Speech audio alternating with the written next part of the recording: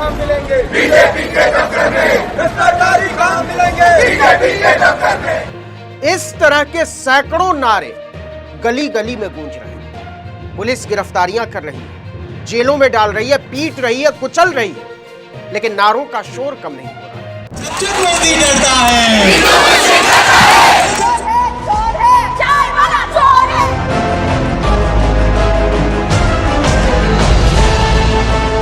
CJP का protest खत्म होने के बाद अब 3 सवाल सबके मन में है। पहला, ब्रांड मोदी को इसका कितना नुकसान हुआ है। दूसरा, भाजपा को इसकी कितनी और कब तक कीमत चुकानी होगी। और तीसरा, जिस तरह से छात्रों को सरकार ने कुचला है, बिहार में 300 से ज्यादा लोगों के खिलाफ एफआईआर दर्ज हुई है, बंगाल और उत्तर प्रदेश में गिरफ्तारियां हो रही हैं, उसका कितना फायदा कौन सी पार्टी उठा पाएगी और उठा भी पाएगी या नहीं। तो चलिए पहले सवाल से शुरू करते हैं। हजारों करोड़ रुपए खर्च करके तैयार किया गया मोदी नाम का ब्रांड धुआं हो चुका है और अब उसे फिर से खड़ा नहीं किया जा सकता। नरेंद्र मोदी एक बुलबुला थे जिसके फूट जाने के बाद उसे फिर से गुब्बारा नहीं बनाया जा सकता है। सीधे कहें तो यह नरेंद्र मोदी और उनकी दहशत की सत्ता के अंत की शुरुआत है। दूसरा, भाजपा को इसका कितना नुकसान होगा।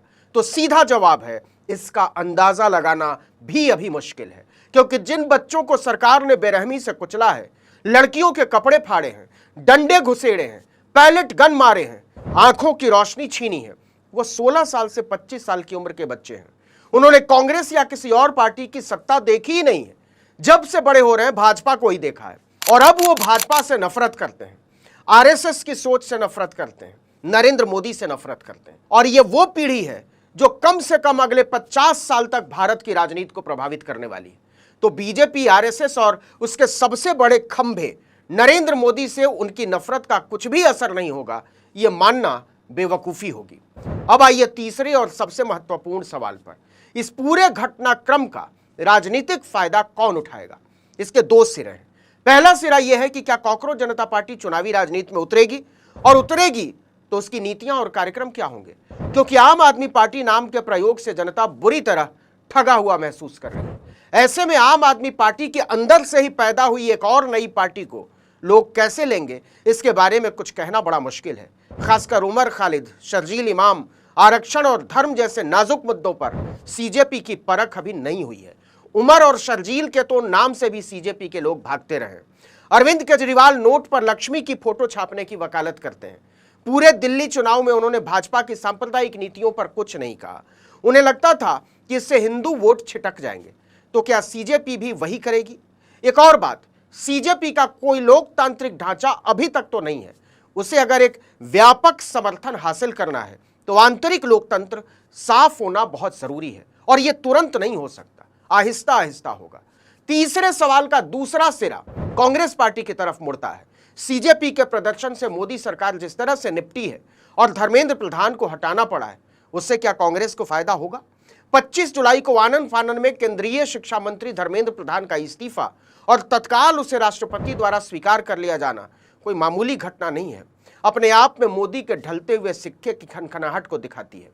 उधर जंतर मंतर पर युवा इस जीत का जश्न मना रहे थे और इधर नेता प्रतिपक्ष राहुल गांधी प्रेस कॉन्फ्रेंस करके प्रदर्शनकारियों पर लाठीचार्ज करने वाले सुरक्षा बलों के खिलाफ कार्रवाई और प्रधानमंत्री नरेंद्र मोदी से माफी की मांग कर रहे थे। उन्होंने इसके लिए सीधे सीधे अमित शाह को जिम्मेदार ठहराया। राहुल गांधी ने शाह को चिट्ठी लिखकर दिल्ली में प्रदर्शन कर रहे छात्रों पर हुए बल प्रयोग को लेकर जवाबदेही की मांग की है, लेकिन अमित शाह की हिम्मत नहीं हो रही है संसद में इन सवालों का सामना करने की, क्योंकि उन्हें पता है कि उनकी भद्द पिटनी तय है। आपने देखा भी होगा 20 जुलाई से शुरू हुए संसद के मानसून सत्र में विपक्ष काफी आक्रामक दिखा। विपक्ष दोनों सदनों में धर्मेंद्र प्रधान के इस्तीफे और नीट पेपर लीक मामले पर चर्चा की मांग कर रहा था। हंगामे के बीच कई बार सदन को स्थगित भी करना पड़ा। हम सभापति जी 20 जुलाई सोमवार पे छात्रों के खिलाफ जिस तरह लाठीचार्ज और आखिरकार मोदी ने प्रधान का इस्तीफा लेकर जैसे तैसे अपना पिंड छुड़ाया। अब सवाल यह है कि इस पूरे घटनाक्रम से विपक्ष को कितना राजनीतिक फायदा होगा या हुआ है। क्या विपक्ष सरकार के खिलाफ एक प्रभावी नैरेटिव बनाने में सफल रहा है? इस सवाल का फौरन कोई सीधा जवाब देना इस समय संभव नहीं है, लेकिन इतना तय है कि इस आंदोलन का सबसे बड़ा असर विपक्ष की राजनीतिक ताकत बढ़ने से ज्यादा उसकी एकजुटता के रूप में सामने आया है, जिसकी विपक्ष को सबसे ज्यादा जरूरत थी, खासकर बंगाल में तृणमूल कांग्रेस में हुई भयानक टूट के बाद से।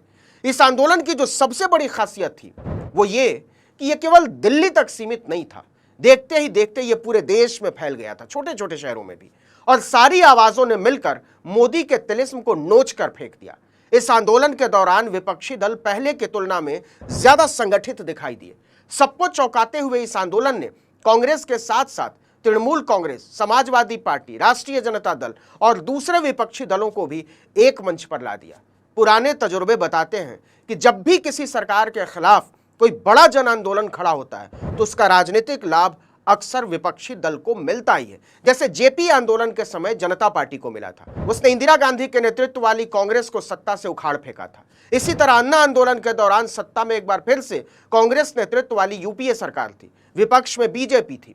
इसका सीधा फायदा बीजेपी को मिला था। मौजूदा स्थिति में कांग्रेस सबसे बड़ी विपक्षी पार्टी है और राहुल गांधी इंडिया गठबंधन का प्रमुख चेहरा है, इसलिए सरकार विरोधी किसी भी बड़े आंदोलन का राजनीतिक लाभ कांग्रेस को मिलने की संभावना नजर आती है।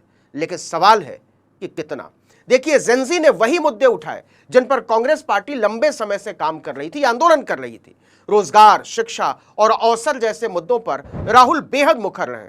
वो बार बार कहते रहे कि धर्म या नफरत की राजनीति से ऊपर उठकर जन सरोकारों की बात करनी होगी। इस आंदोलन ने युवाओं के मुद्दों को राष्ट्रीय बहस के केंद्र में ला दिया है। जंतर मंतर पर इकट्ठे सैकड़ों बच्चों ने कहा कि राहुल गांधी निर्विवाद रूप से इस देश के सबसे सुलझे हुए नेता हैं और नरेंद्र मोदी उनके सामने कहीं नहीं ठहरते। ऊपर से मोदी कई मुद्दों पर इस वक्त बुरी तरह से घिरे हुए हैं, जैसे राम मंदिर में चंदा चोरी का मुद्दा है, अमेरिका के साथ व्यापार समझौते का मुद्दा है, पेट्रोल में इथेनॉल का मुद्दा है, बेरोजगारी और महंगाई का मुद्दा तो है ही। इन सब को समग्रता में देखा जाए तो पिछले 12 दिनों में प्रधानमंत्री मोदी की छवि को जितना नुकसान पहुंचा है उतना पिछले 12 वर्षों में नहीं पहुंचा, और इसकी भरपाई भी असंभव नजर आती है। लेकिन देखना होगा कि कांग्रेस पार्टी इन मुद्दों पर अपनी भूमिका का विस्तार कैसे करती है।